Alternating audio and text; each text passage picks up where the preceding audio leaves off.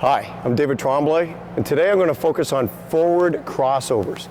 I call it line dancing for the kids. As we're going through, crossovers is probably one of the biggest areas of speed that we can generate for the kids, but you know what? It all comes down to what's going on with their skates and their feet.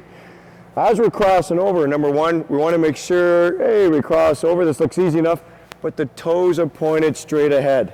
What you'll notice is that you get toes pointed into each other, or some kids can't even cross over and hold this. As we do this exercise, I always like to call this crossover and hold. Balance on the one skate. You can see this left skate here on the outside edge. Both are facing forward. And as we go through, we do the opposite side as well. All right, making sure they can maintain their balance all the way through the exercise. Now this looks easy enough.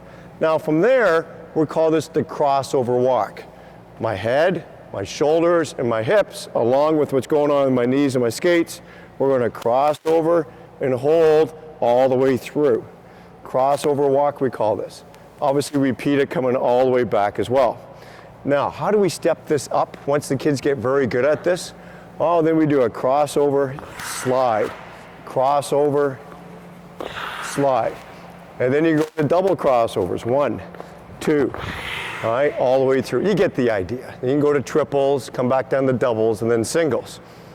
Now, all of a sudden, these young guys, rather than hit the circle and start skating around the circle, what I want to see you guys do now is that we're going to call this a tap. Go up, we tap the calf, back down. Tap the calf, back down. We need to get these kids balanced on the one skate. The crossover, what happens is not so much getting the foot over, but it's bringing those hips all the way over to the other side. Committing to that transfer to the other side or to the other skate. So now as you're going from line to line, all right, we start skating. You start with the right skate, tap, tap, tap. And then obviously we do the opposite skate too. Tap, tap, tap. Now, once we start getting there, we're going to get into where we're going to do one crossover and start skating all the way through.